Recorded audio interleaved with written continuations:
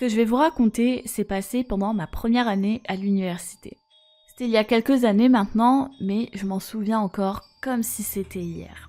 À l'époque, je fréquentais une université qui avait environ 10 000 étudiants. Pour ma première année, je vivais dans un bâtiment de dortoir exclusivement féminin, au 3e étage, et en tout dans le bâtiment, il y avait 4 étages. Moi, j'avais ma propre chambre de dortoir, rien qu'à moi. Le seul problème, c'est que les toilettes et les salles de bain étaient en dehors des dortoirs, et vous allez voir, ça va être important dans l'histoire. C'était probablement lors de ma 3e ou 4e semaine de cours. J'étais allée me coucher un soir comme n'importe quel autre, et c'était un jour de semaine, mais je ne me souviens pas exactement de quel jour. Je me suis réveillée vers 3h du matin, j'avais vraiment envie d'aller aux toilettes. Comme je vous l'ai dit, les toilettes étaient en dehors de ma chambre, un peu plus loin dans le couloir. Alors je me suis levée, je suis allée à ma porte, et je suis sortie dans le couloir. C'était vide, tout était très calme. J'ai dû marcher peut-être 15 ou 20 mètres pour arriver aux toilettes. Et une fois là-bas, les toilettes que nous avions étaient essentiellement une pièce avec 5 portes et un lavabo. Chaque porte conduisait à sa propre petite salle de bain privée avec une douche et un toilette à l'intérieur. Et quand je suis arrivée, personne n'était là. C'était vide. Toutes les portes étaient ouvertes. D'un côté, ce n'était pas surprenant vu qu'il était 3h du matin. Alors que j'étais à l'intérieur de l'un des toilettes, j'ai entendu des pas provenant du couloir. La personne est ensuite entrée dans les toilettes et elle est allée dans l'une des 5 salles de bain qu'il y avait, mais je n'y ai pas vraiment prêté attention. Peut-être qu'une autre étudiante avait eu la même envie que moi cette nuit-là. D'ailleurs, même pas une minute après que la personne soit entrée, moi je suis sortie et je partais pour regagner ma chambre. L'autre personne était encore à l'intérieur de sa petite salle de bain privée et je n'étais plus qu'à quelques mètres de la porte de ma chambre quand derrière moi, j'ai entendu quelqu'un marcher. Encore une fois, je n'y ai pas vraiment prêté attention puisqu'à l'époque,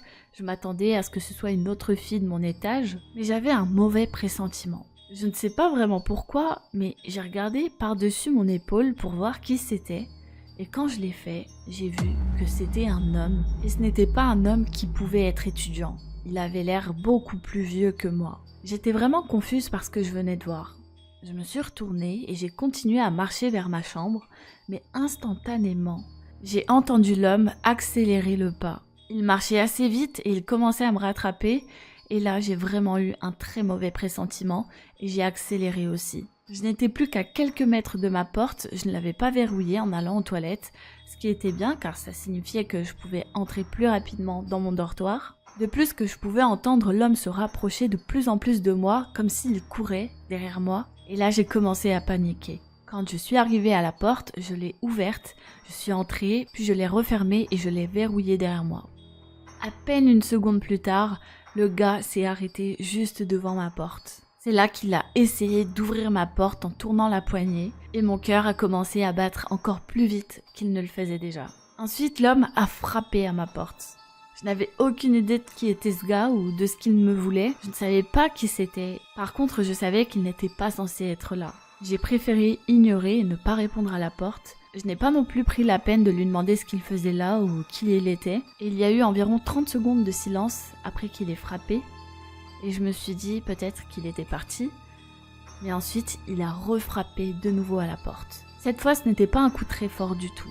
Après qu'il ait cogné, je me suis approchée de la porte et j'ai regardé par le Judas.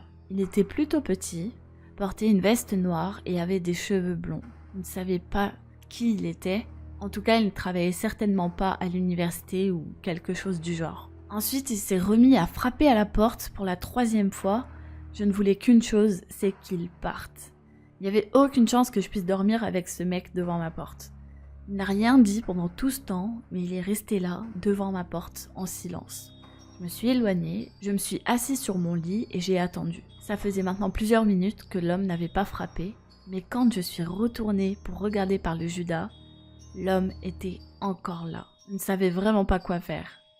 Je suis retournée à mon lit et puis l'homme a encore frappé à la porte. C'était vraiment silencieux et je l'ai à peine entendu. Je ne sais pas exactement ce qu'il me voulait, mais en tout cas, je ne me suis pas levée pour le regarder. Je suis restée où j'étais et j'ai attendu que le temps passe.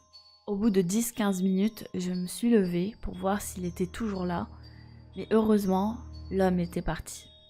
Le lendemain matin, j'ai parlé de cet homme à l'assistante de la résidence et elle m'a dit qu'elle allait le signaler. Heureusement, je ne l'ai plus jamais revu après ça. Mais quelques jours plus tard, j'ai découvert que l'homme avait été autorisé à entrer dans le bâtiment beaucoup plus tôt dans la nuit, car il avait convaincu un étudiant que sa fille vivait là et qu'il devait lui donner quelque chose. L'étudiant l'a laissé entrer, croyant à son histoire, mais il s'est avéré que ce n'était le père de personne. Il avait menti, et il avait sûrement dû se cacher quelque part pendant des heures. Ça me donne vraiment des frissons rien que d'y penser. La sécurité du campus a été informée de la situation, et heureusement, je n'ai plus jamais rien entendu concernant cet inconnu.